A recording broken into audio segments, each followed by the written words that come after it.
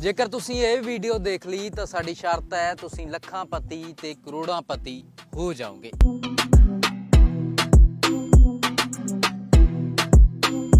ਅਸੀਂ ਉਹ ਤੋਂ ਪੱਕਿਆ ਹੋਇਆ ਬੀਜ ਲੈਣਾ। ਉਹ ਜਿਹੜੇ ਫੁੱਲ ਲੱਗਦੇ ਉਸੇ ਨੂੰ ਬੀਜ ਬਣ ਜਾਂਦਾ, ਫਿਰ ਫੁੱਲਾਂ ਨੂੰ ਹੀ ਬੀਜ ਬਣਦਾ।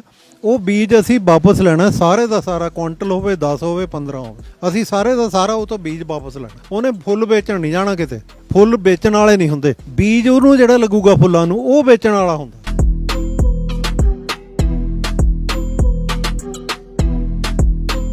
ਉਹ ਬੈਗਾਂ 'ਚ ਪੈਕ ਹੋ ਕੇ ਆ ਜਿਸ ਤਰ੍ਹਾਂ ਦੇ ਡੱਬੇ ਪਿੱਛੇ ਪਏ ਆ, ਇਹਨਾਂ ਡੱਬਿਆਂ ਦੇ ਵਿੱਚ ਐਕਸਪੋਰਟ ਹੁੰਦਾ ਸਾਰੇ ਦਾ ਸਾਰਾ, ਜਾਨੀ ਬਾਹਰ ਹੀ ਜਾਂਦਾ ਹੈ ਬੀਜ ਸਾਰਾ, ਬਾਹਰ ਜਾਂਦਾ ਬੀਜ। ਇਹ ਅਸੀਂ 10 ਮੁਲਕਾਂ ਨੂੰ ਬੀਜ ਭੇਜਦੇ ਹਾਂ। ਕਿਹੜੇ ਕਿਹੜੇ ਮੁਲਕ ਨੇ ਡਾਕਟਰ ਸਾਹਿਬ? ਅਮਰੀਕਾ ਸਭ ਤੋਂ ਵੱਡਾ ਹੈ, ਉਸ ਤੋਂ ਬਾਅਦ Holland, Poland, Germany, France, UK.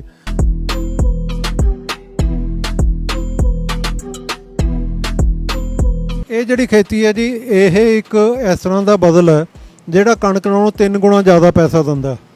ਸੋ ਇਹ ਵੀ ਦੱਸ ਦਿਓ ਕਿ 1 ਕਿੱਲੇ ਦੇ ਵਿੱਚੋਂ ਕਿੰਨੀ ਕਮਾਈ ਦਿੰਦਾ ਹੈ? 1 ਕਿੱਲੇ ਦੇ ਵਿੱਚੋਂ 1 ਲੱਖ ਤੋਂ 1.5 ਲੱਖ ਰੁਪਏ ਕਮਾਈ ਹੋ ਜਾਂਦੀ ਹੈ ਜੀ, ਜਿਸ ਚੋਂ 20 ਤੋਂ 25 ਹਜ਼ਾਰ ਰੁਪਏ ਖਰਚਾ ਹੋ ਜਾਂਦਾ।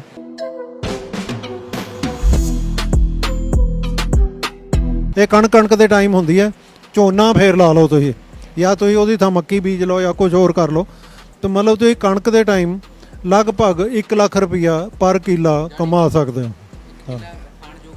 ਖਾਣ ਜੋਗਾ ਬੀਜ ਲਓ ਤੇ 1 ਕਿੱਲੇ 'ਚ ਤੁਸੀਂ ਇਹ ਫਸਲ ਕਰੋ।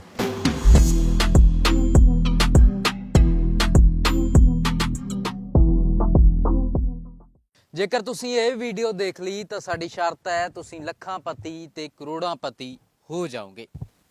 ਜਿਹੜੇ ਵੀ ਕਿਸਾਨ ਵੀਰ ਖੇਤੀ ਕਰਦੇ ਆ ਉਹ ਇਹ ਵੀਡੀਓ ਦੇ ਨਾਲ ਜ਼ਰੂਰ ਬਣੇ ਰਹੋ, ਤੁਹਾਨੂੰ ਲੱਖਾਂ ਪਤੀ ਹੋਣ ਦਾ ਇੱਕ ਤਰੀਕਾ ਦੱਸਾਂਗੇ।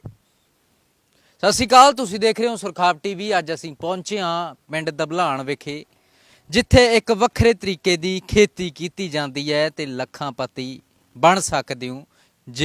ਜਿਵੇਂ ਹੀ ਤੁਸੀਂ ਇਹ ਵੀਡੀਓ ਨਾਲ ਬਣੇ ਰਹੋਗੇ ਉਹ ਤਰੀਕਾ ਤੁਹਾਨੂੰ ਦੱਸਾਂਗੇ। ਜਿੱਥੇ ਅਸੀਂ ਖੜੇ ਹਾਂ ਇੱਥੇ ਮੇਰੇ ਪਿੱਛੇ ਦੇਖ ਰਹੇ ਹੋਵੋਗੇ ਕਿ ਬਾਇਓਕਾਰਬ ਸੀਡਸ ਹੈ। ਇਹ ਸੀਡਸ ਕਿਹੜੇ ਨੇ? ਇੱਥੇ ਜਿਹੜੇ ਫੁੱਲ ਹੁੰਦੇ ਆ, ਜਿਹੜੇ ਮਹਿਕ ਵੰਡਦੇ ਆ ਨਾ, ਉਹਨਾਂ ਦੀ ਉਪਜ ਕੀਤੀ ਜਾਂਦੀ ਹੈ, ਉਹਨਾਂ ਨੂੰ ਬਣਾਇਆ ਜਾਂਦਾ ਹੈ, ਉਹਨਾਂ ਨੂੰ ਪੈਕਿੰਗ ਕੀਤਾ ਜਾਂਦਾ ਹੈ ਤੇ ਫਿਰ ਉਹ ਫੁੱਲਾਂ ਦੀ ਖੇਤੀ ਕੀਤੀ ਜਾਂਦੀ ਹੈ। ਇਹ ਫੁੱਲਾਂ 'ਚੋਂ ਮੁਨਾਫਾ ਦੱਸਾਂਗੇ ਕਿ ਕਿੰਨਾ ਕੁ ਮੁਨਾਫਾ ਹੁੰਦਾ ਹੈ, ਕੀ ਇਹ ਕਣਕ ਜਾਂ ਝੋਨੇ ਦਾ ਬਦਲ ਹੈਗਾ, ਕੀ ਇਹ ਸੱਚਮੁੱਚ ਸਾਨੂੰ ਲੱਖਾਂ ਪਤੀ ਜਾਂ ਕਰੋੜਾਂ ਪਤੀ ਬਣਾ ਸਕਦਾ। ਮੇਰੇ ਨਾਲ ਬਾਇਓਕਾਰਬ ਸੀਡਸ ਦੇ ਮਾਲਕ ਡਾਕਟਰ ਅੱਲਾ ਰੰਗ ਜੀ ਹੋਣਗੇ, ਉਹਨਾਂ ਤੋਂ ਜਾਣਦੇ ਹਾਂ ਕਿ ਉਹਨਾਂ ਦੇ ਜ਼ਿਹਨ ਦੇ ਵਿੱਚ ਇਹ ਖਿਆਲ ਕਿਵੇਂ ਆਇਆ ਕਿ ਪੰਜਾਬ ਦੇ ਵਿੱਚ ਫੁੱਲਾਂ ਦੀ ਖੇਤੀ ਕੀਤੀ ਜਾਵੇ। ਫੁੱਲ ਅਕਸਰ ਮਹਿਕ ਵੰਡਦੇ ਤਾਂ ਸੁਣੇ ਸੀ, ਲੱਖਾਂ ਜਾਂ ਕਰੋੜਾਂ ਪਤੀ ਬਣਾਉਂਦੇ ਅੱਜ ਪਹਿਲੀ ਵਾਰ ਤੁਹਾਨੂੰ ਇਹ ਰਾਜ਼ ਦੱਸਾਂਗੇ। ਮੇਰੇ ਨਾਲ ਮੌਜੂਦ ਨੇ ਡਾਕਟਰ ਅੱਲਾ ਰੰਗ ਜੀ। ਸਭ ਤੋਂ ਪਹਿਲਾਂ ਉਹਨਾਂ ਦਾ ਸਵਾਗਤ ਕਰ ਲੈਂਦੇ ਸਰ, ਬਹੁਤ ਬਹੁਤ ਸਵਾਗਤ ਹੈ ਸੁਰਖਾਬ ਟੀਵੀ ਜੀ। ਮਿਹਰਬਾਨੀ, ਥੈਂਕ ਯੂ ਸੋ ਮਚ। ਸਤਿ ਸ਼੍ਰੀ ਅਕਾਲ ਕਿਸਾਨੋ। ਅਸੀਂ ਬਾਇਓਕਾਰਬ ਸੀਡ ਦੇ ਉੱਤੇ ਫੁੱਲਾਂ ਦੀ ਖੇਤੀ ਖੁਦ ਕਰਾਉਂਦੇ ਹਾਂ। ਫੁੱਲਾਂ ਦੀ ਖੇਤੀ ਨਹੀਂ, ਫੁੱਲਾਂ ਦੇ ਬੀਜ ਦੀ ਖੇਤੀ ਕਰਾਉਂਦੇ ਹਾਂ। ਇਹ ਖੇਤੀ ਦੇ ਵਿੱਚੋਂ ਅਸੀਂ ਬੀਜ ਕਿਸਾਨਾਂ ਤੋਂ ਵਾਪਸ ਲੈਂਦੇ ਹਾਂ ਤੇ ਉਸ ਦਾ ਤਰੀਕਾ ਕੀ ਹੈ ਉਹ ਅਸੀਂ ਤੁਹਾਨੂੰ ਸਾਰਾ ਸਮਝਾਵਾਂਗੇ। ਅਸੀਂ 1993 ਦੇ 1993 ਦੇ ਵਿੱਚ ਇਹ ਖੇਤੀ ਸ਼ੁਰੂ ਕੀਤੀ ਸੀ ਤੇ ਉਸ ਤੋਂ ਬਾਅਦ ਹੁਣ ਤੱਕ ਅਸੀਂ ਇਸ ਖੇਤੀ ਨੂੰ ਵਧਾਉਂਦੇ ਜਾ ਰਹੇ ਹਾਂ। ਇਹ ਖੇਤੀ ਦੇ ਵਿੱਚ ਇਸ ਤਰ੍ਹਾਂ ਕਰਦੇ ਹਾਂ ਕਿ ਅਸੀਂ ਕਿਸਾਨ ਦੇ ਨਾਲ ਇੱਕ ਕੰਟਰੈਕਟ ਕਰ ਲੈਂਦੇ ਹਾਂ। ਅਕਤੂਬਰ ਦੇ ਮਹੀਨੇ 'ਚ, ਸਤੰਬਰ ਅਕਤੂਬਰ ਦੇ ਮਹੀਨੇ 'ਚ ਕੰਟਰੈਕਟ ਕਰਦੇ ਹਾਂ। ਉਸ ਕੰਟਰੈਕਟ ਦੇ ਨਾਲ ਅਸੀਂ ਕਿਸਾਨ ਦੇ ਨਾਲ ਇਹ ਤੈਅ ਕਰ ਲੈਂਦੇ ਹਾਂ ਵੀ ਫਲਾਣੀ ਫਸਲ ਲੱਗਣੀ ਹੈ ਤੇ ਉਸ ਫਸਲ ਦਾ ਇਹ ਰੇਟ ਹੋਊਗਾ ਜਦ ਉਹ ਸਾਡੇ ਕੋਲ ਬੀਜ ਲੈ ਕੇ ਆਊਗਾ। ਸੋ ਇਹ ਫਸਲ ਜਿਹੜੀ ਹੈ ਇਹ ਲਗਭਗ 1 ਲੱਖ ਰੁਪਏ ਦੀ ਕਿੱਲੇ ਦੀ ਹੋ ਜਾਂਦੀ ਹੈ। ਕਣਕ ਦੀ ਥਾਂ ਲੱਗਦੀ ਹੈ, ਕਣਕ ਦੇ ਮੌਸਮ 'ਚ ਲੱਗਦੀ ਹੈ ਤੇ ਕਣਕ ਦੇ ਮੌਸਮ 'ਚ ਲੱਗ ਕੇ ਇਹ ਫਸਲ ਜਿਹੜੀ ਹੈ ਉਸ ਨੂੰ, ਕਣਕ ਜਿਹੜੀ ਉਹ 40,000 ਦੀ ਹੁੰਦੀ ਹੈ, ਸਾਡੀ ਫਸਲ ਲੱਖ ਤੋਂ 1.5 ਲੱਖ ਦੀ ਪਰ ਕਿੱਲੇ ਦੀ ਹੋ ਜਾਂਦੀ ਹੈ। ਤੇ ਜਾਣੀ ਇਹ ਇੱਕ ਫਾਇਦੇ ਦਾ ਸੌਦਾ ਜੇਕਰ ਕਿਸਾਨ ਵੀਰ ਲਾਉਂਦੇ ਹੈ ਨਾ ਜੀ। ਇਹ ਬਹੁਤ ਵਧੀਆ ਖੇਤੀ ਹੈ ਪਰ ਥੋੜੀ ਜੀ ਔਖੀ ਖੇਤੀ ਹੈ। ਇਸ ਕਰਕੇ ਔਖੀ ਹੈ ਕਿ ਇਹਦੇ ਵਿੱਚ ਲੇਬਰ ਦੀ ਲੋੜ ਪੈਂਦੀ ਹੈ, ਕਿਉਂਕਿ ਕਣਕ ਜਿਹੜੀ ਹੈ ਉਹ ਮਸ਼ੀਨ ਦੇ ਨਾਲ ਬੀਜੀ ਜਾਂਦੀ ਹੈ ਤੇ ਮਸ਼ੀਨ ਦੇ ਨਾਲ ਹੀ ਵੱਢੀ ਜਾਂਦੀ ਹੈ। ਸਾਡੀ ਜਿਹੜੀ ਫਸਲ ਹੈ ਉਹਨੂੰ ਮਸ਼ੀਨ ਦੇ ਨਾਲ ਨਾ ਬੀਜਿਆ ਜਾਂਦਾ ਨਾ ਮਸ਼ੀਨ ਨਾਲ ਵੱਢਿਆ ਜਾਂਦਾ। ਇਹ ਫਿਰ ਬੀਜੀ ਕਿਸ ਹਿਸਾਬ ਦੇ ਨਾਲ ਜਾਂਦੇ, ਕੀ ਤਰੀਕਾ ਇਹਦਾ ਬੀਜਣ ਦਾ? ਜਿਵੇਂ ਅਸੀਂ ਫਸਲਾਂ ਸਬਜ਼ੀ ਲਾਉਂਦੇ ਹਾਂ, ਚੋਕੇ ਲਾਉਣੇ ਪੈਂਦੇ ਬੀਜ ਦੇ। ਤੇ ਪਨੀਰੀ ਲਾਉਣੀ ਪੈਂਦੀ ਹੈ ਉਸ ਤਰ੍ਹਾਂ ਹੀ ਜਿਸ ਤਰ੍ਹਾਂ ਸਬਜ਼ੀ ਲਾਉਂਦੇ ਹਾਂ। ਇੱਕ ਤਾਂ ਪਹਿਲਾਂ ਤਾਂ ਇਹ ਲੇਬਰ ਦਾ ਕੰਮ ਹੋ ਗਿਆ। ਦੂਸਰਾ ਲੇਬਰ ਦਾ ਕੰਮ ਹੁੰਦਾ ਹੈ ਕਿ ਫਿਰ ਉਸ ਤੋਂ ਬਾਅਦ 2 ਗਡਾਈਆਂ ਕਰਨੀਆਂ ਪੈਂਦੀਆਂ। ਉਹ ਗਡਾਈਆਂ ਵੀ ਕਿਸਾਨ ਨੂੰ ਲੇਬਰ ਤੋਂ ਕਰਾਉਣੀਆਂ ਪੈਂਦੀਆਂ। ਤੀਸਰੀ ਚੀਜ਼ ਇਸ ਦੇ ਵਿੱਚ ਇਹ ਹੁੰਦੀ ਹੈ ਕਿ ਜਦ ਬੀਜ ਪੱਕ ਗਿਆ, ਉਸ ਬੀਜ ਨੂੰ ਤੋੜ ਕੇ ਉਹਦਾ ਬੀਜ ਕੱਢਣਾ ਉਹ ਵੀ ਹੱਥਾਂ ਨਾਲ ਹੀ ਕਰਨਾ ਪੈਂਦਾ। ਉਹਦੇ ਵਾਸਤੇ ਕੋਈ ਮਸ਼ੀਨ ਨਹੀਂ ਹੈ। ਸੋ ਇਹ ਲੇਬਰ ਦਾ ਕੰਮ ਹੈ। ਤੇ ਇੱਕ ਦੂਸਰੀ ਚੀਜ਼ ਇਹ ਹੈ, ਇਹ ਉਸ ਬੰਦੇ ਦੀ ਖੇਤੀ ਹੈ ਜਿਹੜਾ ਖੇਤੀ ਕਰਦਾ ਹੈ, ਜਿਹੜਾ ਕਿਸਾਨ ਹੈ। ਇਹ ਜ਼ਿਮੀਂਦਾਰ ਦੀ ਖੇਤੀ ਨਹੀਂ ਹੈ ਵੀ ਤੁਸੀਂ ਕਦੇ ਆ ਗਏ ਤੇ ਦੇਖ ਗਏ ਹਫ਼ਤੇ ਬਾਅਦ 2 ਹਫ਼ਤੇ ਬਾਅਦ। ਨਾ, ਇਹ ਰੋਜ਼ ਖੇਤ ਜਾਣ ਵਾਲੇ ਦੀ ਫਸਲ ਹੈ। ਤੇ ਜੇ ਮੈਂ ਗੱਲ ਕਰਾਂ ਡਾਕਟਰ ਸਾਹਿਬ, ਤੁਸੀਂ ਇੱਕ ਵੱਖਰਾ ਜਿਹਾ ਪਿੰਡ ਦੇ ਵਿੱਚ ਇਹ ਸਭ ਬਣਾਇਆ, ਇਹ ਆਪਣਾ ਐਡਾ ਵੱਡਾ ਪ੍ਰੋਜੈਕਟ ਸਾਰੇ ਪਿੰਡ ਦੇ ਵਿੱਚ ਲਾਇਆ। ਇਹਦਾ ਕੀ ਕਾਰਨ ਰਹਿੰਦਾ ਹੈ ਕਿ ਲੋਕ ਆਪਣਾ ਬਿਜ਼ਨਸ ਸ਼ੁਰੂ ਕਰਦੇ ਹੁੰਦੇ ਸ਼ਹਿਰਾਂ ਦੇ ਵਿੱਚ, ਵੱਡੀ ਜਿਹੜੀ ਵਾਸਟ ਸਿਟੀਜ਼ ਨੇ ਹਨਾ, ਉੱਥੇ ਸ਼ੁਰੂ ਕਰਦੇ, ਪਰ ਤੁਸੀਂ ਇੱਕ ਪਟਿਆਲੇ ਦੇ ਨਾਲ ਲੱਗਦੇ ਪਿੰਡ ਧਬਲਾਣ ਵਿਖੇ ਇਹ ਖੋਲ੍ਹਿਆ। ਇਹਦੇ 'ਚ ਕੋਈ ਖਾਸ ਗੱਲ ਕਿ ਇਹ ਖੋਲ੍ਹਣ ਦਾ ਕਾਰਨ ਕੀ ਹੈ? ਇਹ ਨਾ ਜੀ, ਜਿਹੜੀ ਖੇਤੀ ਹੈ ਉਹ ਜ਼ਮੀਨ ਦੇ ਨਾਲ ਜੁੜ ਕੇ ਕਰਨ ਦੀ ਕੰਮ ਹੁੰਦਾ। ਅਸੀਂ ਖੇਤੀ ਕਰਦੇ ਹਾਂ, ਇਹਨੂੰ ਬਿਜ਼ਨਸ ਦੀ ਤਰ੍ਹਾਂ ਕਰਦੇ ਹਾਂ।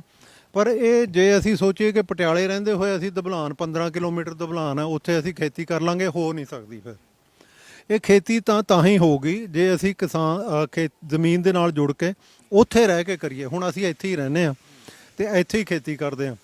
ਈਵਨ ਇੱਥੇ ਤੱਕ ਹੀ ਨਹੀਂ, ਇੱਕ ਬੇਟਾ ਮੇਰਾ ਜਿਹੜਾ ਉਹ MBA ਕਰਕੇ ਉਹ ਆਇਆ, ਉਹ ਮੇਰੇ ਨਾਲ ਜੁਆਇਨ ਕੀਤਾ ਹੋਇਆ ਪਹਿਲਾਂ ਤੋਂ। ਦੂਸਰਾ ਬੇਟਾ ਮੇਰਾ ਅਮਰੀਕਾ ਸੀ, ਉੱਥੋਂ ਉਹ ਵਾਪਸ ਬੁਲਾਇਆ, ਉਹ ਵੀ ਹੁਣ ਸਾਡੇ ਨਾਲ ਕੰਮ ਕਰਦਾ।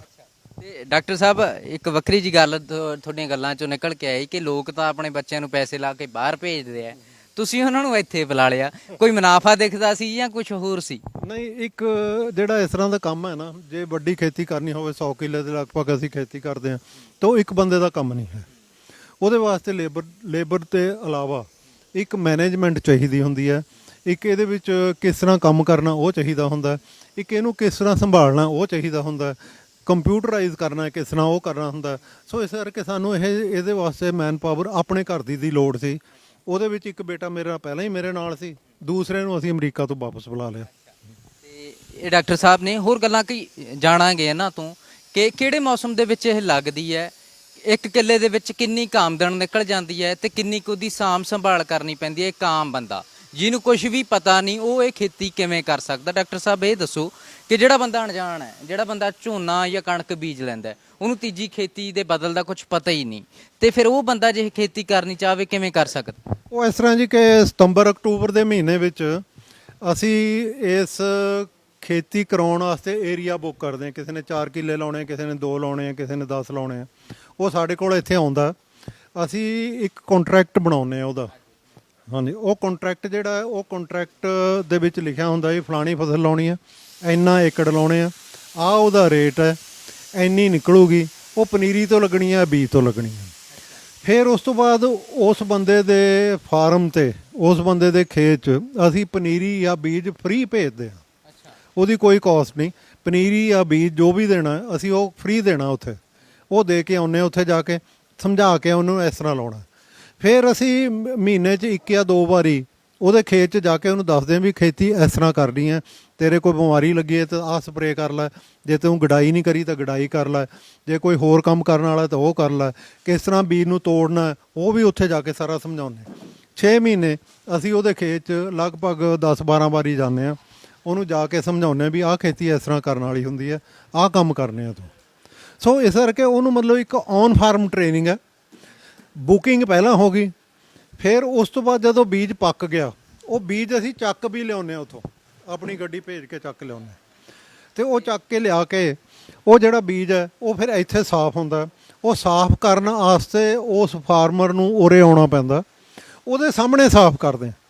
ਜੇ ਉਹਨੇ ਲਗਭਗ 100 ਕਿਲੋ ਬੀਜ ਭੇਜਿਆ ਤਾਂ ਉਹ 'ਚੋਂ ਕਿੰਨਾ ਨਿਕਲਿਆ, 90 ਕਿਲੋ ਨਿਕਲਿਆ ਜਾਂ 80 ਨਿਕਲਿਆ, ਕਿੰਨਾ ਨਿਕਲਿਆ, ਉਹਦੇ ਸਾਹਮਣੇ ਨਿਕਲਣਾ। ਉਹਨਾਂ ਦੇ ਰਹਿਣ ਦੀ ਥਾਂ ਇੱਥੇ 1 ਦਿਨ ਲੱਗੇ, 2 ਦਿਨ ਲੱਗੇ, ਉਹ ਆਪਣੇ ਸਾਹਮਣੇ ਬੀਜ ਸਾਫ਼ ਕਰਾਉਂਦੇ ਆ। ਉਹ ਸਾਫ਼ ਕਰਾ ਕੇ ਉਹਦੀ ਫਿਰ ਪੇਮੈਂਟ ਹੋ ਜਾਂਦੀ ਹੈ। ਤੇ ਆਪਾਂ ਹੁਣ ਮੁਨਾਫੇ ਦੀ ਗੱਲ ਕਰ ਲਓ, ਆਜੋ ਮੇਰੇ ਨਾਲ, ਕਿ ਚਲੋ ਕਿਸੇ ਬੰਦੇ ਕੋਲੇ ਜਿਹਦੇ ਕੋਲੇ 1-2 ਕਿੱਲੇ ਨੇ, ਉਹ ਬੰਦਾ ਇਹ ਖੇਤੀ ਕਰ ਸਕਦਾ, ਉਹਦੇ ਲਈ ਇਹ ਮੁਨਾਫੇ ਦਾ ਸੌਦਾ ਹੈਗਾ ਡਾਕਟਰ ਸਾਹਿਬ? ਜਾਂ ਜਿਨ੍ਹਾਂ ਕੋਲੇ ਬਹੁਤ ਜ਼ਿਆਦਾ ਕਿੱਲੇ ਨੇ ਉਹੀ ਬੰਦੇ ਇਹ ਖੇਤੀ ਕਰ ਸਕਦੇ? ਨਹੀਂ, ਇਹ ਅਸੀਂ ਤਾਂ ਸੋਚਦੇ ਹਾਂ ਜੀ ਵੀ ਇਹ ਛੋਟੇ ਕਿਸਾਨ ਦੀ ਹੀ ਖੇਤੀ ਆ, ਜਿਹਦੀ ਲੇਬਰ ਜਿਹੜੀ ਆਪਣੇ ਘਰ ਦੀ ਹੈ ਉਹਦੇ ਬੱਚੇ, ਉਹਦੀ ਵਾਈਫ, ਆਪ ਉਹ ਕੰਮ ਕਰਦਾ ਖੇਤ 'ਚ, ਉਹਦੀ ਖੇਤੀ ਆ ਇਹ। ਅੱਛਾ, ਤੇ ਮੈਂ ਇੱਥੇ ਇੱਕ ਗੱਲ ਹੋਰ ਜਾਣਨੀ ਤੁਹਾਡੇ ਤੋਂ ਚਾਹੂੰਗਾ ਕਿ ਜਿਹੜਾ ਬੰਦਾ ਹੁਣ ਮੰਨ ਲਓ ਕੋਈ ਪਿੰਡਾਂ ਚੋਂ ਹੈ, ਸ਼ਹਿਰ ਬਹੁਤ ਦੂਰ ਪੈ ਜਾਂਦਾ ਹੈ, ਫਿਰ ਉਹ ਖੇਤੀ ਕਿਵੇਂ ਸਰਵਾਈਵ ਕਰੂ? ਕਿਉਂਕਿ ਜਦੋਂ ਫੁੱਲ ਲੱਗਦੇ ਆ, ਫੁੱਲਾਂ ਨੂੰ ਮੰਡੀ ਦੇ ਵਿੱਚ ਜਿਹੜੀ ਤੁਹਾਡੀ ਲੱਗਦੀ ਹੈ ਉਹਦੇ ਵਿੱਚ ਵੇਚਣਾ ਪੈਂਦਾ, ਜਾਂ ਕੋਈ ਹੋਰ ਕੰਪਨੀ ਆਉਂਦੀ ਹੈ ਜਿਹੜੀ ਇਹ ਫੁੱਲਾਂ ਨੂੰ ਖਰੀਦਦੀ ਹੈ? ਫੁੱਲ ਨਹੀਂ ਅਸੀਂ ਲੈਣੇ ਉਹ ਤੋਂ, ਅਸੀਂ ਉਹ ਤੋਂ ਪੱਕਿਆ ਹੋਇਆ ਬੀਜ ਲੈਣਾ। ਨਹੀਂ, ਜਿਹੜੇ ਫੁੱਲ ਲੱਗਦੇ ਉਹ ਜਿਹੜੇ ਫੁੱਲ ਲੱਗਦੇ ਉਸੇ ਨੂੰ ਬੀਜ ਬਣ ਜਾਂਦਾ, ਫਿਰ ਅੱਛਾ ਫੁੱਲਾਂ ਨੂੰ ਹੀ ਬੀਜ ਬਣਦਾ। ਉਹ ਬੀਜ ਅਸੀਂ ਵਾਪਸ ਲੈਣਾ, ਸਾਰੇ ਦਾ ਸਾਰਾ, ਕੁਆਂਟਲ ਹੋਵੇ, 10 ਹੋਵੇ, 15 ਹੋਵੇ, ਅੱਛਾ ਅਸੀਂ ਸਾਰੇ ਦਾ ਸਾਰਾ ਉਹ ਤੋਂ ਬੀਜ ਵਾਪਸ ਲੈਣਾ। ਉਹਨੇ ਫੁੱਲ ਵੇਚਣ ਨਹੀਂ ਜਾਣਾ ਕਿਤੇ, ਫੁੱਲ ਵੇਚਣ ਵਾਲੇ ਨਹੀਂ ਹੁੰਦੇ, ਬੀਜ ਉਹਨੂੰ ਜਿਹੜਾ ਲੱਗੂਗਾ ਫੁੱਲਾਂ ਨੂੰ ਉਹ ਵੇਚਣ ਵਾਲਾ ਹੁੰਦਾ। ਅੱਛਾ ਹਾਂਜੀ, ਉਹ ਅਸੀਂ ਉਸ ਤੋਂ ਸਾਰੇ ਦਾ ਸਾਰਾ ਵਾਪਸ ਲੈ ਲੈਣਾ। ਅੱਛਾ, ਫਿਰ ਵਾਪਸ ਲੈ ਕੇ ਫਿਰ ਉਹ ਬੀਜ ਦਾ ਕੀ ਪ੍ਰੋਸੈਸ ਹੁੰਦਾ ਉਹ ਦੱਸੋ। ਕਿ ਫਿਰ ਅਸੀਂ ਸਾਫ਼ ਕਰਦੇ ਹਾਂ, ਮੈਂ ਤੁਹਾਨੂੰ ਦਿਖਾਉਣਾ ਕਿਸ ਤਰ੍ਹਾਂ ਮਸ਼ੀਨਾਂ ਜਿਹੜੀਆਂ ਉਹ ਸਾਡੇ ਬੀਜ ਨੂੰ ਸਾਫ਼ ਕਰਦੀਆਂ। ਉਹ ਜਦ ਸਾਫ਼ ਹੋ ਜਾਂਦਾ, ਸਾਫ਼ ਹੋਣ ਤੋਂ ਬਾਅਦ ਫਿਰ ਉਹ ਬੀਜ ਜਿਹੜਾ ਉਹ ਬੈਗਾਂ 'ਚ ਪੈਕ ਹੋ ਕੇ, ਆ ਜਿਸ ਤਰ੍ਹਾਂ ਦੇ ਡੱਬੇ ਪਿੱਛੇ ਪਏ ਆ, ਇਹਨਾਂ ਡੱਬਿਆਂ ਦੇ ਵਿੱਚ ਐਕਸਪੋਰਟ ਹੁੰਦਾ ਸਾਰੇ ਦਾ ਸਾਰਾ, ਜਾਣੀ ਬਾਹਰ ਹੀ ਜਾਂਦਾ ਹੈ ਬੀਜ ਸਾਰਾ? ਬਾਹਰ ਜਾਂਦਾ ਬੀਜ। ਇਹ ਅਸੀਂ 10 ਮੁਲਕਾਂ ਨੂੰ ਬੀਜ ਭੇਜਦੇ ਹਾਂ। ਕਿਹੜੇ ਕਿਹੜੇ ਮੁਲਕ ਨੇ ਡਾਕਟਰ ਸਾਹਿਬ? ਅਮਰੀਕਾ ਸਭ ਤੋਂ ਵੱਡਾ ਹੈ, ਉਸ ਤੋਂ ਬਾਅਦ Holland, Poland, Germany, France, UK, ਇਸ ਤਰ੍ਹਾਂ ਮਿਡਲ ਈਸਟ ਦੇ ਕਈ ਕੰਟਰੀਜ਼, ਸਾਰਿਆਂ ਨੂੰ ਬੀਜ ਆਉਂਦਾ। ਫਿਰ ਡਾਕਟਰ ਸਾਹਿਬ ਉਹ ਬੀਜਾਂ ਦਾ ਉਹ ਬੰਦੇ ਕੀ ਕਰਦੇ? ਬੀਜ ਉਹ ਫਿਰ ਆਪਣੇ ਘਰਾਂ 'ਚ ਹੀ ਲਾਉਂਦੇ ਆ ਜੀ, ਉਹ ਘਰਾਂ 'ਚ ਬਾਗਾਂ 'ਚ ਲਾਉਂਦੇ ਆ।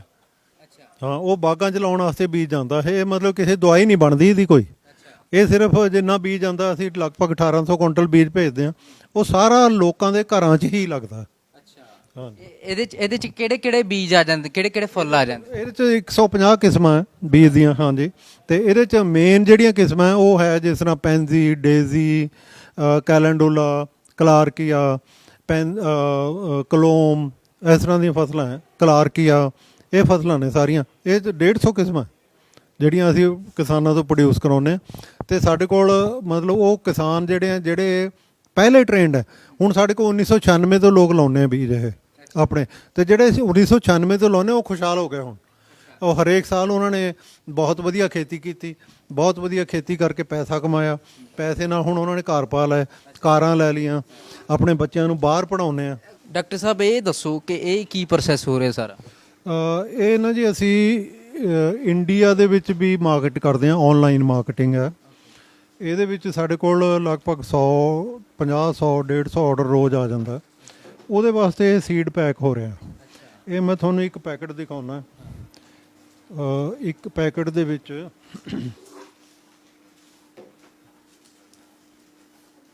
ਖੁੱਲ੍ਹਾ ਦਿਖਾਇਆ, ਖੁੱਲ੍ਹਾ,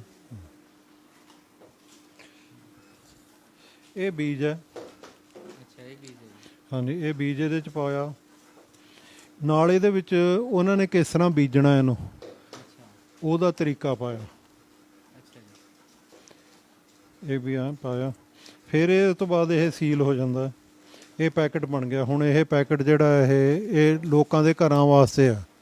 ਉਹਨਾਂ ਨੇ ਆਪਣੇ ਘਰ 'ਚ, ਆਪਣੀ ਫੈਕਟਰੀ 'ਚ, ਆਪਣੇ ਕਿਸੇ ਬਾਗ 'ਚ ਲਾਉਣਾ, ਇਹ ਉਹਨਾਂ ਵਾਸਤੇ ਬੀਜ ਹੈ। ਇਹ ਇੰਡੀਆ ਦੇ ਵਿੱਚ ਜਾਂਦਾ। ਹੁਣ ਇਹ ਬਰੋਕਲੀ ਹੈ। ਹਾਂਜੀ, ਇਹ ਜਿਹੜੀ ਹੈ ਇਹ ਲੋਕਾਂ ਦੇ ਘਰਾਂ ਵਿੱਚ ਜਾ ਕੇ ਉਹਨਾਂ ਦੇ ਘਰਾਂ 'ਚ ਸੇਲ ਕਰਨ ਵਾਸਤੇ, ਜਿਹੜਾ ਇੰਡੀਆ ਦੇ ਵਿੱਚ ਅਸੀਂ ਮਾਰਕੀਟਿੰਗ ਕਰਦੇ ਹਾਂ, ਉਹਦੇ ਵਾਸਤੇ ਇਹ ਬੀਜ ਹੈ। ਇਹ ਇੰਡੀਆ ਦੇ ਵਿੱਚ ਡਿਫਰੈਂਟ ਸਾਨੂੰ ਰੋਜ਼ ਆਰਡਰ ਆਉਂਦੇ ਆ, ਅਸੀਂ ਉਹਨਾਂ ਨੂੰ ਇੱਥੋਂ ਪੈਕ ਕਰਕੇ ਉਹਨਾਂ ਦੇ ਕੋਲ ਭੇਜਦੇ ਹਾਂ। ਇਸ ਤੋਂ ਪਹਿਲਾਂ ਇਹ ਪੈਕ ਕਰ ਰਹੀਆਂ ਬੀਜ। ਇਹ ਹਰੇਕ ਤਰ੍ਹਾਂ ਦੀ ਵੈਰਾਈਟੀ ਹੈ। ਇੱਥੇ ਅਸੀਂ 100 ਤਰ੍ਹਾਂ ਦੀਆਂ ਵੈਰਾਈਟੀਆਂ ਲਗਭਗ ਸੇਲ ਕਰਦੇ ਹਾਂ ਇੰਡੀਆ ਦੇ ਵਿੱਚ। ਹਾਂਜੀ, ਉਹ ਅਸੀਂ ਪੈਕ ਕਰਦੇ ਹਾਂ। ਪੈਕ ਕਰਕੇ ਉਹਨਾਂ ਨੂੰ ਅਸੀਂ ਬਾਹਰ ਭੇਜਦੇ ਹਾਂ। ਹਰੇਕ ਬੀਜ ਜਿਹੜਾ ਅਸੀਂ ਬਾਹਰ ਭੇਜਦੇ ਹਾਂ, ਇੰਡੀਆ 'ਚ ਭੇਜਦੇ ਹਾਂ, ਉਹਦੀ ਜੰਮ ਚੈੱਕ ਕਰੀ ਹੁੰਦੀ ਹੈ। ਮੈਂ ਤੁਹਾਨੂੰ ਦਿਖਾਵਾਂਗਾ ਜੰਮ ਕਿਵੇਂ ਚੈੱਕ ਕਰਦੇ ਹਾਂ ਆਪਾਂ। ਉਹ ਜੰਮ ਉਹਦਾ 85 ਦਾਣੇ ਜੰਮਣੇ ਚਾਹੀਦੇ ਆ 100 ਚੋਂ, ਤਾਂ ਅਸੀਂ ਉਹਨੂੰ ਬਾਹਰ ਕੱਢਦੇ ਹਾਂ ਆਪਣੀ ਇੱਥੇ ਫੈਕਟਰੀ ਦੇ ਵਿੱਚੋਂ। ਅਦਰਵਾਈਜ਼ ਉਹਨੂੰ ਅਸੀਂ ਦਿੰਦੇ ਨਹੀਂ ਬਾਹਰ ਕਿਸਾਨਾਂ ਕਿਸੇ ਨੂੰ ਵੇਚਣ ਵਾਸਤੇ। ਸੋ ਇਹ ਸਾਰਾ ਪ੍ਰੋਸੈਸ ਹੋ ਰਿਹਾ। ਦਰਸ਼ਕ ਦੇਖ ਰਹੇ ਹੋਣਗੇ ਕਿ ਕਿਵੇਂ ਪੈਕਿੰਗ ਹੁੰਦੀ ਹੈ, ਕਿਵੇਂ ਮਿਣ ਕੇ ਤੋਲ ਕੇ ਇਹ ਫੁੱਲਾਂ ਦੀ ਪੈਕਿੰਗ ਕੀਤੀ ਜਾਂਦੀ ਹੈ। ਇਹ ਸਾਰਾ ਪ੍ਰੋਸੈਸ ਹੈ ਜਿੱਥੇ ਪੈਕਿੰਗ ਕੀਤੀ ਜਾਂਦੀ ਹੈ ਫੁੱਲਾਂ ਦੀ, ਸਬਜ਼ੀਆਂ ਦੇ, ਬੀਜਾਂ ਦੇ। ਡਾਕਟਰ ਸਾਹਿਬ, ਜਿਹੜੇ ਰੂਮ ਦੇ ਵਿੱਚ ਆਪਾਂ ਹੁਣ ਖੜ੍ਹੇ ਹਾਂ, ਇਹ ਰੂਮ ਦੇ ਵਿੱਚ ਕੀ ਹੈ? ਇਹ ਕੋਲਡ ਰੂਮ ਹੈ ਜੀ। ਇਹਦੇ ਵਿੱਚ ਅਸੀਂ ਹਿਊਮਿਡਿਟੀ ਤੇ ਟੈਂਪਰੇਚਰ ਫਿਕਸ ਰੱਖਦੇ ਹਾਂ ਸਾਰਾ ਸਾਲ। ਇਹਦੇ ਵਿੱਚ ਹੁਣ ਆਹ ਜਿਹੜੇ ਡੱਬੇ ਪਏ ਆ ਪਿੱਛੇ, ਇਹ ਡੱਬਿਆਂ ਦੇ ਵਿੱਚ ਬੀਜ ਬਾਹਰ ਜਾਂਦਾ। ਇਹ ਡੱਬੇ ਉਹ ਨੇ ਜਿਹੜੇ ਅਸੀਂ ਐਕਸਪੋਰਟ ਵਾਸਤੇ ਯੂਜ਼ ਕਰਦੇ ਹਾਂ। ਇਹਦੇ 'ਚ ਹਰੇਕ ਡੱਬੇ 'ਚ ਲਗਭਗ 5 ਕੁਇੰਟਲ ਬੀਜ ਹੁੰਦਾ। ਇਹ ਬਾਹਰ ਜਾਂਦਾ ਬੀਜ ਇਸ ਡੱਬਿਆਂ ਦੇ ਵਿੱਚ, ਤੇ ਇੱਥੇ ਰੱਖ ਦਿੰਦੇ ਇਹਨੂੰ ਲਿਆ ਕੇ ਪਹਿਲਾਂ। ਇਹ ਜਿਹੜਾ ਕਮਰਾ ਹੈ ਇਹ ਇੱਕ ਫਰਿੱਜ ਦੀ ਤਰ੍ਹਾਂ ਹੈ। ਇਹ ਸਾਰੇ ਆਲੇ ਦੁਆਲੇ ਇਹਦੇ ਪਫ ਪੈਨਲ ਲੱਗੀ ਹੋਈ ਹੈ। ਇਹ ਜੇ ਬੀਜ ਦੇ ਵਿੱਚ ਮੋਇਸਚਰ ਜ਼ਿਆਦਾ ਹੋਵੇ, ਨਮੀ ਜ਼ਿਆਦਾ ਹੋਵੇ, ਉਹਨੂੰ ਖਿੱਚ ਲੈਂਦਾ। 10 ਤੋਂ 15 ਦਿਨ ਅਸੀਂ ਇਹਦੇ ਵਿੱਚ ਰੱਖਦੇ ਹਾਂ। ਇਹ 2 ਸਾਡੇ ਕੋਲ ਇਸ ਤਰ੍ਹਾਂ ਦੇ ਕਮਰੇ ਆ। 700 ਕੁਇੰਟਲ ਸਾਡੀ ਸਟੋਰੇਜ ਇੱਥੇ ਹੋ ਸਕਦੀ ਹੈ। ਇਹਦੇ 'ਚ ਅਸੀਂ ਬੀਜ ਨੂੰ ਰੱਖਦੇ ਹਾਂ। ਇੱਥੋਂ ਬੀਜ ਦੀ ਜਿਹੜੀ ਨਮੀ ਹੈ ਉਹ ਫਿਰ ਲਗਭਗ 9% 'ਤੇ ਆ ਜਾਂਦੀ ਹੈ। ਫਿਰ ਅਸੀਂ ਇੱਥੋਂ ਐਕਸਪੋਰਟ ਕਰਦੇ ਹਾਂ। ਅਤੇ ਬਾਕੀ ਜਿਹੜਾ ਇਹਦੇ ਪਿੱਛੇ ਆ ਨੀਲੇ ਕਰੇਟਾਂ ਦੇ ਵਿੱਚ ਬੀਜ ਪਿਆ, ਇਹ ਬੀਜ ਇੱਥੇ 4 ਤੋਂ 5 ਸਾਲ ਤੱਕ ਉਹੀ ਜੰਮ ਬਣਾਈ ਰੱਖਦਾ, ਕਿਉਂਕਿ ਇਹ ਇੱਕ ਫਿਕਸ ਟੈਂਪਰੇਚਰ 'ਤੇ ਰਹਿੰਦਾ, ਫਿਕਸ ਟੈਂਪਰੇਚਰ ਅਤੇ ਫਿਕਸ ਨਮੀ 'ਤੇ ਰਹਿੰਦਾ। ਇਸ ਕਰਕੇ ਇਹਦਾ ਜੰਮ ਖਰਾਬ ਨਹੀਂ ਹੁੰਦਾ। ਅਤੇ ਸਾਨੂੰ ਜੇ 4 ਸਾਲ ਬਾਅਦ ਵੀ ਕੋਈ 5 ਸਾਲ ਬਾਅਦ ਵੀ ਬੀਜ ਚਾਹੀਦਾ ਅਤੇ ਸਾਡੇ ਕੋਲ ਇੱਥੇ ਸੇਫ ਪਿਆ। ਉਹ ਇਹ ਸੇਫ ਰੱਖਣ ਵਾਸਤੇ ਜਗ੍ਹਾ, ਇਹ ਬੀਜ ਦੀ ਜਿਹੜਾ ਜੰਮ ਹੈ ਅਤੇ ਉਹਨੂੰ ਅਤੇ ਉਹਦੀ ਪਿਓਰਿਟੀ ਨੂੰ ਸਾਫ਼ ਰੱਖਦਾ, ਠੀਕ ਰੱਖਦਾ, ਉਹਨੂੰ ਖਰਾਬ ਨਹੀਂ ਹੋਣ ਦਿੰਦਾ। ਸੋ ਇੱਥੇ ਬੀਜ ਜਿਹੜਾ ਉਹਦੀ ਲਾਈਫ 4 ਤੋਂ 5 ਸਾਲ ਦੀ ਹੈ। ਡਾਕਟਰ ਸਾਹਿਬ ਇਹ ਦੱਸੋ ਕਿ ਇਹ ਮਸ਼ੀਨਾਂ ਕਿਸ ਕੰਮ ਦੇ ਲਈ ਵਰਤੀਆਂ ਜਾਂਦੀਆਂ ਨੇ, ਇਹਨਾਂ ਦਾ ਕੀ ਕੰਮ ਹੈ? ਜਦ ਕਿਸਾਨ ਆਪਣਾ ਬੀਜ ਲੈ ਕੇ ਆਉਂਦਾ ਜੀ, ਉਹਨੂੰ ਅਸੀਂ ਕਹਿੰਦੇ ਆਪਣੇ ਸਾਹਮਣੇ ਆਪਣਾ ਬੀਜ ਸਾਫ਼ ਕਰਾ, ਕਿਉਂਕਿ ਜਿਹੜੀ ਕੀਮਤ ਮਿਲਣੀ ਹੈ ਨਾ ਜੀ ਉਹ ਸਾਫ਼ ਬੀਜ ਦੀ ਹੈ। ਉਹ ਸਾਫ਼ ਕਰਾਉਣ ਵਾਸਤੇ ਕਿਸਾਨ ਨੂੰ ਟਰਾਂਸਪੇਰੈਂਟ ਕੀਤਾ ਹੋਇਆ ਸੀ ਕਿ ਆਪਣੇ ਸਾਹਮਣੇ ਖੜ੍ਹ ਕੇ ਉਹ ਬੀਜ ਸਾਫ਼ ਕਰਾਵੇ। ਇਹ ਸਾਰੀਆਂ ਮਸ਼ੀਨਾਂ ਬੀਜ ਨੂੰ ਸਾਫ਼ ਕਰਨ ਦੀਆਂ ਨੇ। ਇਹਦੇ 'ਚ ਕੁਛ ਹੈਗੀਆਂ ਇਸ ਤਰ੍ਹਾਂ ਦੀਆਂ ਮਸ਼ੀਨਾਂ ਜਿਨ੍ਹਾਂ 'ਚ ਝਾਰੇ ਲੱਗੇ ਆ, ਉਹ ਝਾਰਿਆਂ ਦੇ ਨਾਲ ਬੀਜ ਨੂੰ ਇੱਕ ਬਰਾਬਰ ਦਾ ਕੱਢਦੀਆਂ। ਕੁਛ ਮਸ਼ੀਨਾਂ ਇਹ ਦੀਆਂ ਜਿਹੜੀਆਂ ਛੱਜ ਦੀ ਤਰ੍ਹਾਂ ਕੰਮ ਕਰਦੀਆਂ, ਉਹਦੇ ਵਿੱਚ ਅਸੀਂ ਬੀਜ ਹਲਕਾ ਭਾਰਾ ਜਿਹੜਾ ਉਹ ਕੱਢ ਲੈਂਦੇ ਹਾਂ। ਸਾਰਾ ਕੁਝ ਕਰਨ ਤੋਂ ਬਾਅਦ ਸਾਡੇ ਕੋਲ ਜਿਹੜਾ ਬੀਜ ਆਉਂਦਾ ਉਹ ਫਿਰ ਇਹ ਲੇਡੀਜ਼ ਸਾਫ਼ ਕਰਦੀਆਂ ਅਖੀਰ ਦੇ ਵਿੱਚ ਹੱਥਾਂ ਨਾਲ। ਸੋ ਇਹ ਹੱਥਾਂ ਨਾਲ ਵੀ ਸਾਫ਼ ਕਰਨਾ ਪੈਂਦਾ ਬੀਜ ਨੂੰ। ਕੋਈ ਵੀ ਬੀਜ ਜਿਹੜਾ ਉਹ ਇਕੱਲੀਆਂ ਮਸ਼ੀਨਾਂ 'ਤੇ ਸਾਫ਼ ਨਹੀਂ ਹੁੰਦਾ ਜਦ ਤੱਕ ਉਹ ਹੱਥਾਂ ਦੇ ਵਿੱਚੋਂ ਨਾ ਨਿਕਲੇ। ਅਖੀਰਲਾ ਜਿਹੜਾ ਉਹ ਹੈ ਸਾਡਾ ਉਹ ਪ੍ਰੋਸੈਸ ਹੈ, ਉੱਥੇ ਅਸੀਂ ਹੱਥਾਂ ਨਾਲ ਬੀਜ ਨੂੰ ਸਾਫ਼ ਕਰਨਾ ਹੁੰਦਾ। ਸੋ ਇਸੇ ਤਰ੍ਹਾਂ ਪਿੱਛੇ ਵਾਲੀਆਂ ਮਸ਼ੀਨਾਂ ਵੀ ਜਿਹੜੀਆਂ ਬੀਜ ਨੂੰ ਸਾਫ਼ ਕਰਨ ਵਾਲੀਆਂ, ਇਹ ਸਾਰੀਆਂ ਮਸ਼ੀਨਾਂ ਦੇ ਨਾਲ ਬੀਜ ਹਰੇਕ ਬੀਜ ਦੀ ਗ੍ਰੇਡਿੰਗ ਵੀ ਚੈੱਕ ਕਰਦੀਆਂ, ਗ੍ਰੇਡਿੰਗ ਕਰਦੀਆਂ। ਇਹ ਗ੍ਰੇਡਿੰਗ ਕਰਦੀਆਂ, ਮਤਲਬ ਇੱਕ ਸਾਈਜ਼ ਦਾ ਬੀਜ, ਇੱਕ ਭਾਰ ਦਾ ਬੀਜ ਕੱਢ ਲੈਂਦੀਆਂ ਇਹ। ਅਤੇ ਇਹ ਹੁੰਦਾ ਸਾਰਾ ਕਿਸਾਨ ਦੇ ਸਾਹਮਣੇ ਆ। ਉਹਨੂੰ ਅਸੀਂ ਬੁਲਾਉਂਦੇ ਹਾਂ ਇੱਥੇ, ਉਹ ਆਪਣੇ ਸਾਹਮਣੇ ਖੜ੍ਹ ਕੇ ਬੀਜ ਨੂੰ ਸਾਫ਼ ਕਰਾਉਂਦਾ। ਇਹ ਮਸ਼ੀਨਾਂ ਕੀ ਕੰਮ ਕਰਦੀਆਂ ਡਾਕਟਰ ਸਾਹਿਬ? ਇੱਥੇ ਤਾਂ ਬਹੁਤ ਕੂਲਿੰਗ ਹੈ, ਇਹ ਕੰਮ ਕੀ ਹੈ ਮਸ਼ੀਨਾਂ ਦਾ? ਇਹ ਨਾ ਜੀ ਸਾਡੀ ਲੈਬੋਰਟਰੀ ਹੈ ਜਿਸ 'ਚ ਅਸੀਂ ਬੀਜ ਜਿਹੜਾ ਬਾਹਰ ਭੇਜਣਾ ਉਹਦੀ ਕੁਆਲਿਟੀ ਚੈੱਕ ਕਰਦੇ ਹਾਂ। ਉਹ ਕੁਆਲਿਟੀ ਚਾਹੇ ਉਹਦਾ ਮੋਇਸਚਰ ਹੋਵੇ, ਚਾਹੇ ਉਹਦੀ ਪਿਓਰਿਟੀ ਹੋਵੇ, ਚਾਹੇ ਉਹਦੀ ਜੰਮ ਹੋਵੇ, ਇਹ 3 ਚੀਜ਼ਾਂ ਇੱਥੇ ਚੈੱਕ ਕਰਦੇ ਹਾਂ ਅਸੀਂ। ਕਿਵੇਂ ਚੈੱਕ ਕੀਤੀਆਂ ਜਾਂਦੀਆਂ ਉਹ ਦਿਖਾਇਓ ਜ਼ਰੂਰ। ਤੇ ਨਾ ਜੀ ਸਾਡੇ ਕੋਲ ਜਰਮੀਨੇਟਰਸ ਨੇ। ਇਹ ਜਰਮੀਨੇਟਰਸ ਦੇ ਵਿੱਚ ਗਿਣਤੀ ਦਾ ਬੀਜ ਲੱਗਦਾ। ਇਹ ਸਾਰੇ ਬੀਜ ਲੱਗੇ ਹੋਏ ਆ। ਇਹ ਬੀਜ ਜਿਹੜਾ 100 ਬੀਜ ਲੱਗੇ, ਇਹ ਹੁਣ 30/8 ਨੂੰ ਲੱਗਿਆ ਸੀ। ਇਹਦਾ ਜਿੰਨੇ ਦਿਨਾਂ ਵਾਸਤੇ ਇਹਦੀ ਗਿਣਤੀ ਕਰਨੀ ਹੈ ਉਹਨਾਂ ਦਿਨ ਬਾਅਦ ਗਿਣਤੀ ਕੀਤੀ ਜਾਏਗੀ। ਇਹਦੇ 'ਚ ਆਹ ਬੀਜ ਜੰਮ ਰਿਹਾ ਹੈ। ਹੁਣ ਇਹਦੇ 'ਚ ਬਾਕੀ ਬੀਜ ਵੀ ਜੰਮੇ ਹੋਣਗੇ ਜਦ ਤੱਕ ਫਿਰ ਗਿਣਤੀ ਹੋਏਗੀ। ਘੱਟੋ ਘੱਟ 85 ਬੀਜ ਜੰਮਣੇ ਚਾਹੀਦੇ 100 ਚੋਂ। ਇਹਦੇ ਬਿਨਾਂ ਅਸੀਂ ਕਿਸੇ ਬੀਜ ਨੂੰ ਵੀ ਬਾਹਰ ਨਹੀਂ ਭੇਜ ਸਕਦੇ।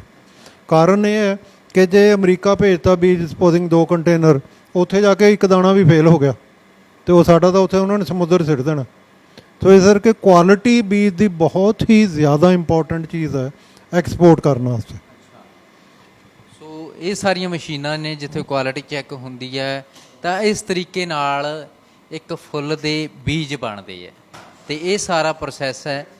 ਇਹ ਸਾਰਾ ਐਕਸਪੋਰਟ ਜਿਹੜਾ ਬੀਜ ਬਾਹਰ ਹੁੰਦਾ, ਜਿਹੜੇ ਬਾਹਰ ਲੋਕਾਂ ਨੂੰ ਇਹ ਭੇਜਦੇ ਕੰਟਰੀਜ਼ ਦੇ ਵਿੱਚ, ਕਿਵੇਂ ਉਹਨਾਂ ਦੀ ਕੁਆਲਿਟੀ ਚੈੱਕ ਕੀਤੀ ਜਾਂਦੀ ਹੈ, ਇਹ ਸਾਰਾ ਉਹ ਪ੍ਰੋਸੈਸ ਹੈ। ਡਾਕਟਰ ਸਾਹਿਬ ਇਹ ਜਿਹੜੀ ਇੰਡਸਟਰੀ ਲਾਈ ਹੋਈ ਹੈ, ਏਡੀ ਵੱਡੀ ਫੈਕਟਰੀ ਲਾਈ ਹੋਈ ਹੈ, ਇਹਦੇ 'ਤੇ ਬਿਜਲੀ ਦੀ ਬਹੁਤ ਜ਼ਿਆਦਾ ਲੋੜ ਪੈਂਦੀ ਹੋਊ, ਫਿਰ ਇੰਨੀ ਬਿਜਲੀ ਪੂਰੀ ਕਿਵੇਂ ਕਰਦੇ ਹੋ ਤੁਸੀਂ? ਇਹਦੇ 'ਚ ਨਾ ਜੀ ਅਸੀਂ ਇੱਕ ਤਾਂ ਇਹ ਨਾ ਜੀ ਬਿਲਕੁਲ ਗ੍ਰੀਨ ਇੰਡਸਟਰੀ ਹੈ। ਇੱਕ ਤਾਂ ਅਸੀਂ ਕੋਈ ਧੂੰਆਂ ਨਹੀਂ ਪੈਦਾ ਕਰਦੇ, ਕਿਸੇ ਚੀਜ਼ ਨੂੰ ਪੋਲਿਊਟ ਨਹੀਂ ਕਰਦੇ, ਕੁਛ ਨਹੀਂ ਕਰਦੇ। ਇੱਕ ਅਸੀਂ ਆਪਣੀ ਬਿਜਲੀ ਵੀ ਅਸੀਂ ਆਪ ਬਣਾਉਂਦੇ, ਉਹ ਸੋਲਰ ਆ ਮੇਰੇ ਪਿੱਛੇ ਜਿਹੜੀ ਬਿਲਡਿੰਗ ਹੈ ਇਹਦੇ ਉੱਤੇ ਸਾਰੀ ਦੇ ਉੱਤੇ ਸੋਲਰ ਪਲੇਟਾਂ ਲੱਗੀਆਂ ਹੋਈਆਂ। ਉਹ ਸੋਲਰ ਪਲੇਟਾਂ ਦੇ ਨਾਲ ਇਹ ਜਿਹੜੀ ਬਿਜਲੀ ਬਣਾਉਂਦੇ ਹਾਂ ਅਸੀਂ 52 ਕਿਲੋਵਾਟ। ਹਾਂਜੀ, ਜਿੰਨੀ ਸਾਨੂੰ ਚਾਹੀਦੀ ਹੁੰਦੀ ਉਹ ਅਸੀਂ ਯੂਜ਼ ਕਰ ਲੈਂਦੇ ਹਾਂ। ਜਿਹੜੀ ਬਚਦੀ ਬਿਜਲੀ ਆ ਉਹ ਬਿਜਲੀ ਬੋਰਡ ਨੂੰ ਵਾਪਸ ਚਲੀ ਜਾਂਦੀ ਹੈ। ਇਸ ਤਰ੍ਹਾਂ ਹੀ ਜਿੰਨਾ ਪਾਣੀ ਅਸਮਾਨ ਤੋਂ ਮੀਂਹ ਦੇ ਫਾਰਮ 'ਚ ਗਿਰਦਾ ਥੱਲੇ, ਉਹਨੂੰ ਵੀ ਸਾਡੇ 4 ਖੂਹ ਬਣਾਏ ਹੋਏ ਆ, ਮਤਲਬ ਬੈਲ ਬੋਰ ਕਰੇ ਹੋਏ ਆ, ਉਹਨਾਂ ਦੇ ਵਿੱਚ ਤਾਰ ਦਿੰਦੇ ਜ਼ਮੀਨ ਦੇ ਵਿੱਚ ਪਾਣੀ। ਕੋਈ ਵੀ ਅਸੀਂ ਉਹ ਪਾਣੀ ਨੂੰ ਰਨ ਆਫ ਨਹੀਂ ਹੋਣ ਦਿੰਦੇ। ਅਸੀਂ ਆਪਣੇ EMPLOYEES ਦਾ ਵੀ ਬੜਾ ਧਿਆਨ ਰੱਖਦੇ ਹਾਂ। ਸਾਰੇ EMPLOYEES ਦੇ ਕੁੜੀਆਂ ਨੂੰ ਅਸੀਂ ਆਪਣੇ ਖਰਚੇ ਤੇ ਚੰਗੇ ਸਕੂਲ 'ਚ ਪੜ੍ਹਾਉਂਦੇ ਹਾਂ ਤਾਂ ਕਿ ਉਹ ਚੰਗੇ ਘਰ ਚਲਾ ਸਕਣ। ਬਾਅਦ 'ਚ 9 ਕੁੜੀਆਂ ਪੜ੍ਹਦੀਆਂ, ਉਹ ਇੱਕ ਬਹੁਤ ਅੱਛੇ ਸਕੂਲ ਦੇ ਵਿੱਚ ਪੜ੍ਹਦੀਆਂ, ਉਹ ਬੜਾ ਅੱਛਾ ਉਹਨਾਂ ਦਾ ਡਿਵੈਲਪਮੈਂਟ ਹੋ ਰਹੀ ਹੈ। ਅਤੇ ਇਹ ਅਸੀਂ ਇੱਕ ਮਤਲਬ ਆਪਣੇ EMPLOYEES ਦੀ ਵੈਲਫੇਅਰ ਕਰਦੇ ਹਾਂ। ਸ਼ਾਮ ਨੂੰ ਜਾਣ ਤੋਂ ਪਹਿਲਾਂ ਅਸੀਂ ਸਾਰੇ ਰਲ ਕੇ ਵਾਲੀਬਾਲ ਖੇਡਦੇ ਹਾਂ ਤਾਂ ਕਿ ਜਿਹੜੀ ਹੈਲਥ ਵੀ ਜਿਹੜੀ ਜ਼ਰੂਰੀ ਹੈ, ਹੈਲਥ ਵੀ ਹੋਵੇ ਹਰੇਕ EMPLOYEE ਦੀ। ਫਿਰ ਜਦੋਂ ਬੱਚੀਆਂ ਸਕੂਲ ਜਾਂਦੀਆਂ ਫਿਰ ਇੱਥੇ ਕੰਮ ਕਿਹੜੇ ਵੇਲੇ ਕਰਦੀਆਂ? ਉਹ ਤਾਂ ਆਪਣੇ ਘਰੋਂ ਸਕੂਲ ਜਾਂਦੀਆਂ, ਉਹ ਸਾਡੇ ਕੋਲ ਨਹੀਂ ਕੰਮ ਕਰਨ ਆਉਂਦੀਆਂ।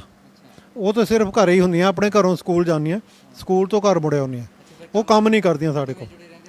ਉਹ ਸਾਡੇ EMPLOYEES ਹੈ, ਸਾਡੇ ਜਿਹੜੇ ਬੰਦੇ ਆ ਉਹ ਸਾਡੇ ਨਾਲ ਕੰਮ ਕਰਦੇ ਆ, ਅਤੇ ਜਿਹੜੀਆਂ ਕੁੜੀਆਂ ਉਹਨਾਂ ਦੀਆਂ ਉਹ ਸਕੂਲਾਂ 'ਚ ਪੜ੍ਹਦੀਆਂ।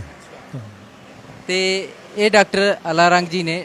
ਡਾਕਟਰ ਸਾਹਿਬ ਇਹ ਦੱਸੋ ਕਿ ਜ਼ਿਹਨ ਦੇ ਵਿੱਚ ਕਿਵੇਂ ਆਇਆ ਕਿ ਇੱਕ ਐਸੀ ਖੇਤੀ ਕੀਤੀ ਜਾਵੇ ਪੰਜਾਬ ਦੇ ਵਿੱਚ ਜਾ ਕੇ, ਖਾਸ ਕਰ ਕਿ ਜਿਹੜੀ ਵੱਖਰੀ ਹੋਵੇ ਸਭ ਤੋਂ? ਮੈਂ ਨਾ ਜੀ ਅਮਰੀਕਾ ਦੇ ਵਿੱਚ ਪੜ੍ਹਾਉਂਦਾ ਸੀ 1996-97 'ਚ, 1986-87 ਦੇ ਵਿੱਚ। ਉੱਥੇ ਮੈਨੂੰ ਕੋਈ ਬੰਦਾ ਮਿਲਿਆ ਸੀ, ਉਹ ਕਹਿੰਦਾ ਵੀ ਇੱਥੇ ਸਾਡੇ ਜਿਹੜੀ ਲੇਬਰ ਦੀ ਕਾਸਟ ਬਹੁਤ ਜ਼ਿਆਦਾ ਹੈ, ਕਿਆ ਤੁਸੀਂ ਫੁੱਲਾਂ ਦਾ ਬੀਜ ਇੰਡੀਆ 'ਚ ਪ੍ਰੋਡਿਊਸ ਕਰ ਸਕਦੇ ਹੋ? ਮੈਂ ਜਾਵਾਂਗਾ ਅਤੇ ਫਿਰ ਵਾਪਸ ਜਾ ਕੇ ਦੇਖਾਂਗਾ। ਫਿਰ ਮੈਂ 90 'ਚ ਵਾਪਸ ਆਇਆ। 90 'ਚ ਆਉਣ ਤੋਂ ਬਾਅਦ ਫਿਰ ਮੈਂ ਇਹ ਸੋਚਿਆ ਕਿ ਇਹਨੂੰ ਦੇਖੀਏ ਕਿਸੇ ਤਰ੍ਹਾਂ ਕਰਕੇ। 2 ਸਾਲ ਤਾਂ ਅਸੀਂ ਇਹਨੂੰ ਕਰਨ ਦੀ ਕੋਸ਼ਿਸ਼ ਕਰਦੇ ਰਹੇ, ਸਾਤੋਂ ਹੋਇਆ ਨਹੀਂ, ਬਟ ਅਸੀਂ ਹਾਰ ਨਹੀਂ ਮੰਨੀ। ਅਸੀਂ ਅਲਟੀਮੇਟਲੀ 93 ਦੇ ਵਿੱਚ 25 ਕਿਲੋ ਬੀਜ ਪਹਿਲੀ ਵਾਰੀ ਬਾਹਰ ਭੇਜਿਆ, ਅਤੇ ਹੌਲੀ ਹੌਲੀ ਵਧਾਉਂਦੇ ਹੁਣ ਅਸੀਂ 1800 ਕੁਇੰਟਲ ਬੀਜ ਬਾਹਰ ਭੇਜਦੇ ਹਾਂ। 25 ਕਿਲੋ ਤੋਂ 1800 ਕੁਇੰਟਲ ਤੱਕ ਪਹੁੰਚ ਗਏ, ਪਰ ਟਾਈਮ ਲੱਗਿਆ ਉਹਨੂੰ, ਲਗਭਗ 30 ਸਾਲ ਲੱਗ ਗਏ ਉਹਨੂੰ। ਡਾਕਟਰ ਸਾਹਿਬ ਆਪਣੀ ਕੁਆਲੀਫਿਕੇਸ਼ਨ ਦੱਸਿਓ ਇੱਕ ਵਾਰ, ਕਿ ਇੰਨਾ ਸਾਰਾ ਟੈਕਨੀਕਲੀ ਵੀ ਤੇ ਇਹ ਸਭ ਚੀਜ਼ਾਂ ਨੂੰ ਸਾਇੰਟੀਫਿਕਲੀ ਤੁਸੀਂ ਯੂਜ਼ ਕਰਦੇ ਹੋ, ਮਸ਼ੀਨਰੀ ਯੂਜ਼ ਕਰਦੇ ਹੋ, ਤੇ ਉਹਦੇ ਲਈ ਤਾਂ ਪੜ੍ਹਾਈ ਵੀ ਜ਼ਰੂਰੀ ਹੈ। ਇੱਕ ਵਾਰ ਆਪਣੀ ਕੁਆਲੀਫਿਕੇਸ਼ਨ ਦਰਸ਼ਕਾਂ ਨੂੰ ਜ਼ਰੂਰ ਦੱਸੋ। ਮੈਂ PhD ਕੀਤੀ ਹੋਈ ਹੈ ਜੀ ਪਲਾਂਟ ਬੀਡਿੰਗ ਦੇ ਵਿੱਚ, ਅਤੇ ਪੰਜਾਬ ਐਗਰੀਕਲਚਰ ਯੂਨੀਵਰਸਿਟੀ ਦੇ ਵਿੱਚ ਮੈਂ head department plant breeding retire ਹੋਇਆ। ਮੇਰੇ 2 ਬੱਚੇ, ਮੇਰੇ ਸਨਸ ਵੀ ਮੇਰੇ ਨਾਲ ਕੰਮ ਕਰਦੇ ਆ।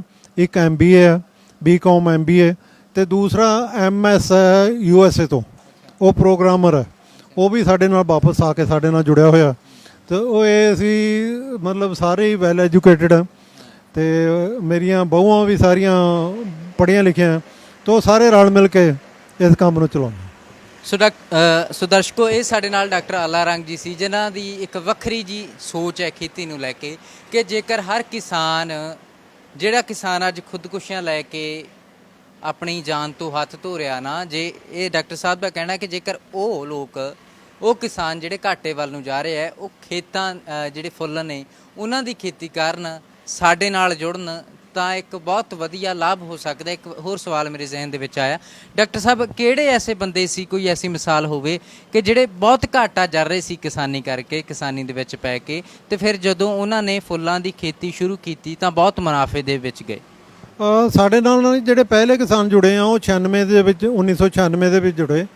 ਉਹ 4-5 ਕਿੱਲਿਆਂ ਦੀ ਖੇਤੀ ਕਰਦੇ ਸੀ ਉਹ, ਅਤੇ 4-5 ਕਿੱਲਿਆਂ 'ਚੋਂ ਕਣਕ ਝੋਨਾ ਕਰਕੇ ਉਹਨਾਂ ਦੇ ਕੋਲ ਕੁਛ ਨਹੀਂ ਸੀ ਹੁੰਦਾ, ਅਤੇ ਉਹਨਾਂ ਨੇ ਫਿਰ ਸਾਡੀ ਖੇਤੀ ਸ਼ੁਰੂ ਕਰੀ, ਅਤੇ ਉਹ 'ਚ ਫਿਰ ਮੁਨਾਫਾ ਵਧਿਆ, ਅਤੇ ਹੁਣ ਮੁਨਾਫਾ ਇੰਨਾ ਹੈ ਕਿ ਬੱਚੇ ਉਹਨਾਂ ਦੇ ਬਾਹਰ ਪੜ੍ਹਦੇ ਆ, ਘਰ ਬਣਾ ਲਿਆ ਉਹਨਾਂ ਨੇ, ਕਾਰ ਲੈ ਲਈ, ਅਤੇ ਮਤਲਬ ਖੁਸ਼ਹਾਲ ਜ਼ਿੰਦਗੀ ਜੀ ਰਹੇ ਉਹ।